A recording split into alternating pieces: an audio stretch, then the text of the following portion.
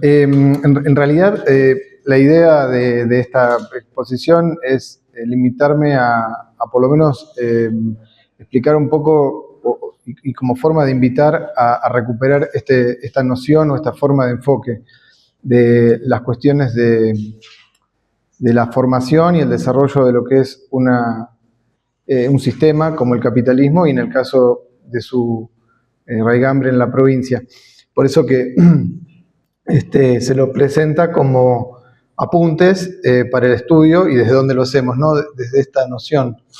En primer lugar, la cuestión de desarrollo es importante porque, o sea, estamos acostumbrados en ciencias sociales a que se habla de desarrollo de todo. Desarrollo humano, ambiental, sostenible, sustentable, y le podemos seguir poniendo adjetivos y se nos va al día. En ese sentido, por lo menos desde un punto de vista materialista, hacemos alusión a distintas formas e intensidades con que la humanidad a lo largo de la historia ha podido transformar mediante su trabajo el medio natural y así buscar la forma de asegurarse su vida. O sea, entonces, esto es una conceptualización genérica. Luego entran las cuestiones de las relaciones sociales de producción para decir, bueno, cómo esa forma de transformar el medio natural tras del trabajo se fue organizando a través de distintos momentos. O sea, en el sentido de desnaturalizar lo que se da por natural al hablar de desarrollo. Pero entonces es desarrollo capitalista y no hay otra opción. No, esto es una construcción histórica. Muchos dirán, bueno, está diciendo una verdad de perogrullo, por no decir otra palabra, pero creo que no viene mal porque está bastante, insisto, transformado en un sentido común, que si todos hablamos de desarrollo, bueno, estamos hablando de desarrollo en esta sociedad, todos queremos vivir mejor, cuestiones por el estilo, pero que no están así. Por lo menos al momento de enfocarse en la pregunta, es decir, cómo estudiamos el capitalismo, en este caso el capitalismo de esta provincia. En segundo lugar, el concepto de unidad o totalidad diferenciada como categoría metodológica. Bueno, algunos dirán es un enfoque holístico, puede ser, pero lo que nos interesa es ver, no solo decir que el todo es más que la suma de las partes, lo cual creo que todos vamos a tener de acuerdo en ese momento de la reflexión de la totalidad, pero creo donde está la cuestión más que nada es que en ese todo no solamente las partes lo componen, sino que hay diferencias estructuradas, o por lo menos hay diferencias marcadas, y esas diferencias son las que provocan movimiento en esa totalidad. En este caso lo vamos a utilizar para analizar una formación social, ¿no? En determinado momento, en este caso del capitalismo. Y después, el desarrollo desigual y combinado. Está bueno lo que dice el autor John Rees, que él lo plantea como una aplicación, o sea, la metodología, unidad o totalidad diferenciada, y el desarrollo desigual y combinado como aplicación. Aplicación, bueno, al estudio o al análisis de determinada formación social. Bueno, algunos me preguntaban el origen. Bueno, ¿y este concepto qué onda? ¿Cuándo aparece esto? Bueno, por un lado, hay una cuestión más general, que es el desarrollo o sea, la historia del desarrollo, volviendo al concepto anterior, o el primero, la humanidad ha buscado resolver ese problema de transformar el medio natural y así asegurarse su vida. A lo largo de la historia no lo ha hecho de la misma manera, con la misma intensidad, con la misma capacidad y con el mismo resultado. Entonces, eso hace que el desarrollo histórico no sea homogéneo ni lineal en tiempo y espacio. O sea, esto es importante porque estamos acostumbrados a que nos dicen que hay una historia, que te la presentan como una serie de fechas, actores, momentos y etapas o modos de producción, en donde hay ya como cierta secuencia. El esclavismo le siguió al feudalismo el capitalismo, y se supone que para los que peleamos por el socialismo, después vendría el socialismo, y para los que opinan que no, quedan en el capitalismo y murió ahí la serie de tiempo. Bueno, ese desarrollo en realidad histórico es una maqueta armada, donde no hay unilinealidad, sino que ha habido múltiples líneas de desarrollo, y sobre todo eso tiene que ver con que la capacidad de la humanidad para transformar el medio natural y poder garantizar su vida, insisto, no ha sido igual en tiempo y espacio. Entonces ahí aparece el primer concepto, que es la desigualdad. O sea, lo que nos rodea permanentemente, y esto no es la desigualdad de distribución de ingresos, ¿no? Ni de riquezas, es una desigualdad en la capacidad de poder transformar el medio natural. Bueno, sobre esa parte aparece luego, o derivado en realidad de la desigualdad, aparece el concepto de combinado. Se combina lo desigual, y esto siempre fue así, sí y no. Hay un momento particular de la historia de la humanidad que hace que la desigualdad no solamente se vuelve cada vez más manifiesta, cada vez más polarizada, sino que a su vez se va creando un ámbito de producción a través del trabajo y de la vida, a través del trabajo, que se hace cada vez más interconectado. Eso tiene que ver con lo que va gestando el modo capitalista de producción, que históricamente es el primer modo que más unifica a toda la humanidad. No quiere decir que la homogeniza, pero que más la unifica, en primer lugar a través del comercio, y esa unificación le va dando un carácter de poder empezar a combinar de manera mucho más estructural esos aspectos desarrollados desigualmente. Algunos dicen, bueno, ¿alguien explicó todo esto? Bueno, por un lado, León Trotsky no hizo un desarrollo específico, pero sí a él se le atribuye el padrinazgo, en esta cuestión que siempre hay un padre o alguna madre de alguna idea. En este caso, Trotsky fue quien,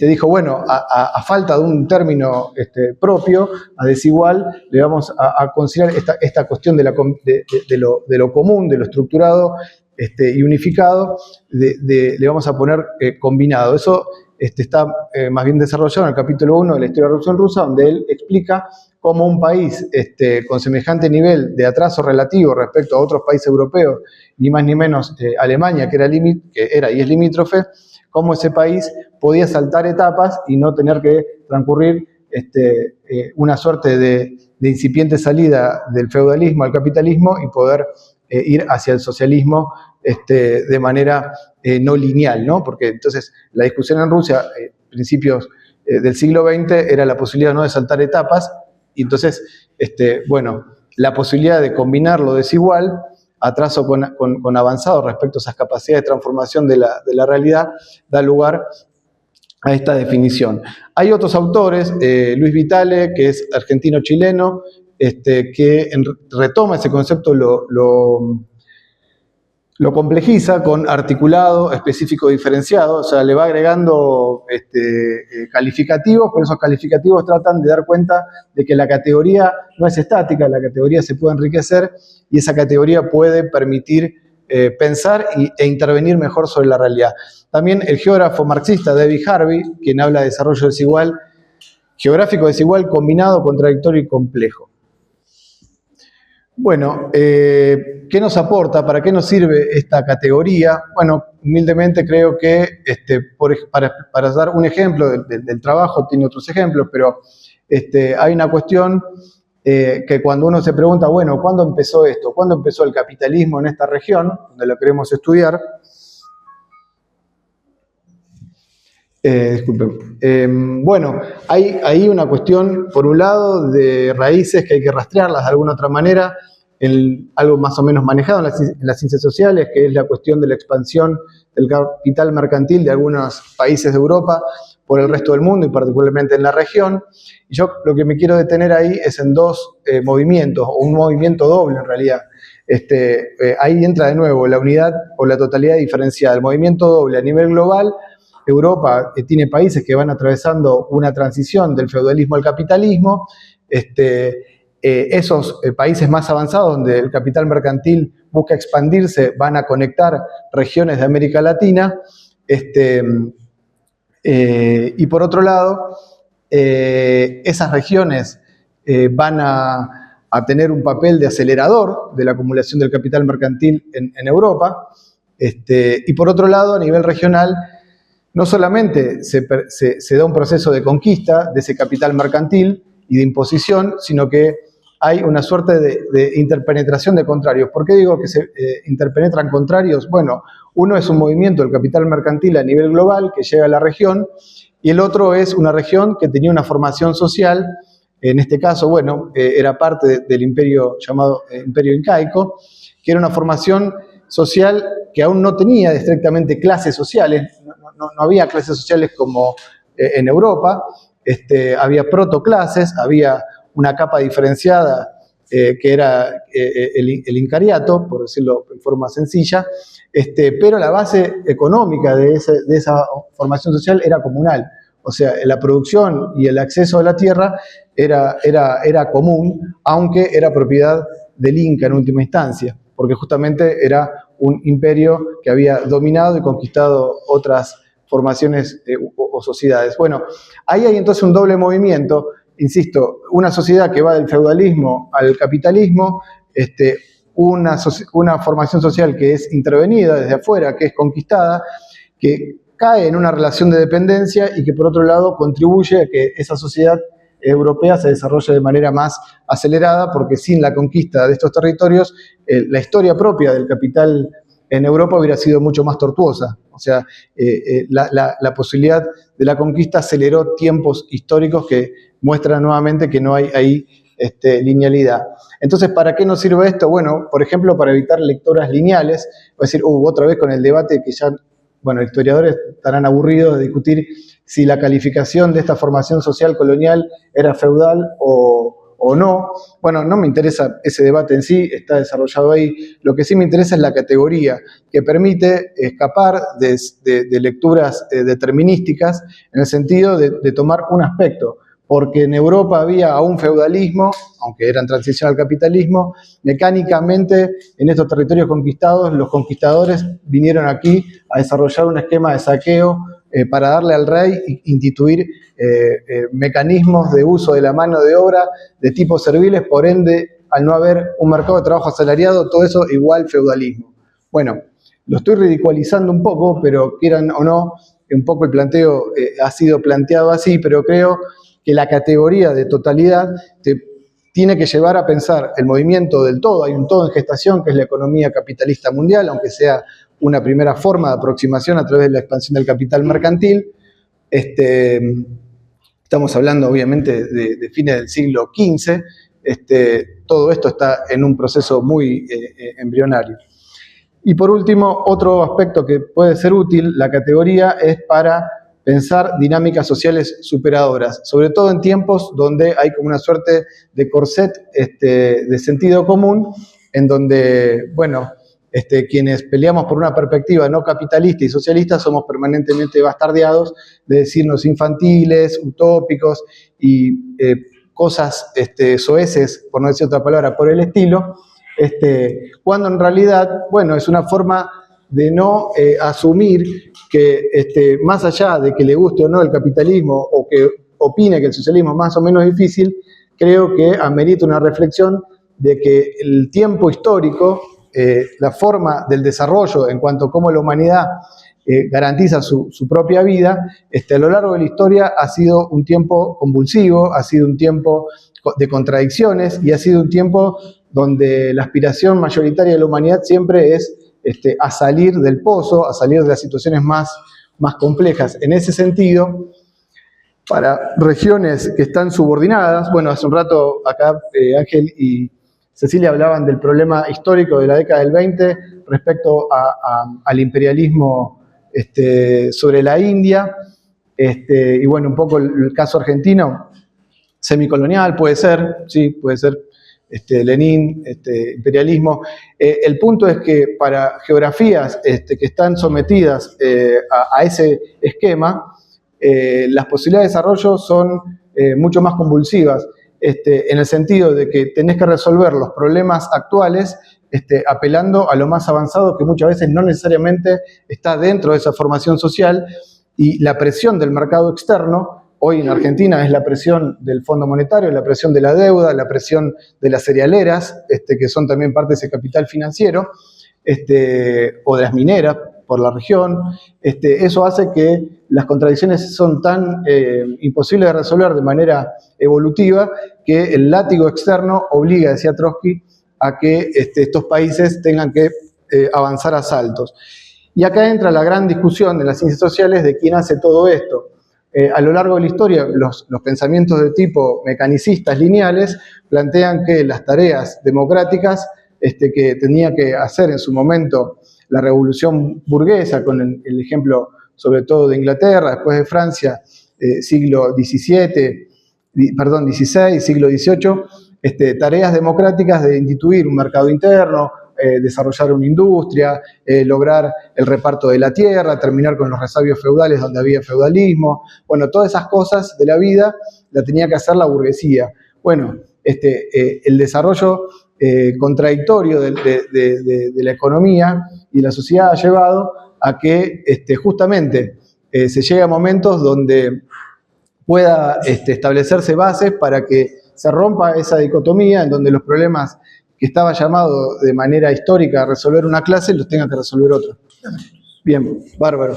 Entonces, de ese punto de vista entra la cuestión del sujeto. ¿Quién resuelve esto? Bueno, ahí hay una posibilidad de romper los esquemas en donde la solución para Argentina, como no terminó de resolver su independencia, la tiene que llevar la clase que lo tendría que hacer. Bueno, no voy a entrar en si existe o no la burguesía nacional y todos esos eufemismos que creo cada vez más, bueno, entonces, pero la clase trabajadora, ¿qué es? ¿Tiene fuerza? ¿No tiene fuerza?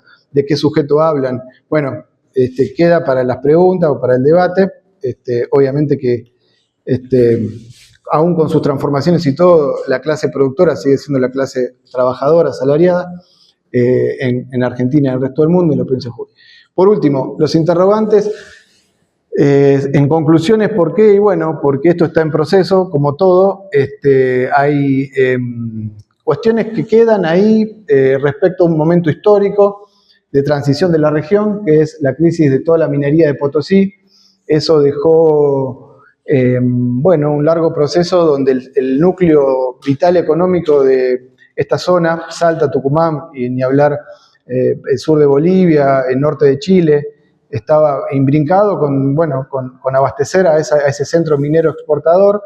Eso entra en decadencia, son casi 150 años, un poco más, y no hay otro motor sustituto en ese momento. Esto empalma después ya con el proceso de independencia, 1810, 1816, hasta que en la región aparecen los ingenios, que algo se habló, como centro capitalista ya propiamente dicho, moderno, dinamizador. Ahí queda un punto sobre la cuestión étnica y entre otros una cuestión de cómo capta el censo. El censo dice que las personas que se autoperciben como integrantes de o con algún antepasado de población, como pone el censo indígena, o de pueblos originarios le pone, acá es el más alto del país en la provincia. Usted diría, bueno, obvio, pero da un 10%.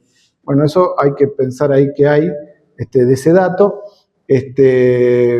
Yo soy economista, creo, bueno, ahí pido ayuda a antropólogos, sociólogos, se reciben colaboraciones al respecto. Y por último, el legado técnico-cultural de la formación comunal. Mariatti, que era un marxista peruano, planteaba cómo en Perú, aún con la perseverancia hasta el día de hoy, en parte de propiedad comunal y producción comunal, había que buscar el socialismo práctico en esas comunidades que ancestralmente habían logrado, bueno, resolver el problema material de vida a través del grupo de parentesco y de la resolución desde ya, que son condiciones muy difíciles de vida, pero hay técnicas y prácticas de uso del suelo, de los ríos que hablamos hoy y demás, que creo que pese a que Argentina, y en el caso de Jujuy, este tipo de organización común de la tierra,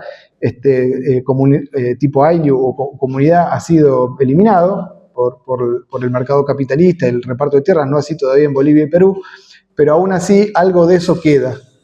Y eso creo que es también parte de desarrollo desigual y combinado, en donde la técnica más avanzada, el último dron que pasa por los campos, o que controla las cañas de azúcar del Ledesma, tiene que ser integrado dentro de un esquema donde también busquemos en esas técnicas, por más ancestrales que sean, tiene que haber ahí un diálogo, porque siempre algo de lo más atrasado puede servir para combinarlo con lo más avanzado. Y a veces lo que se considera muy atrasado no lo es tanto.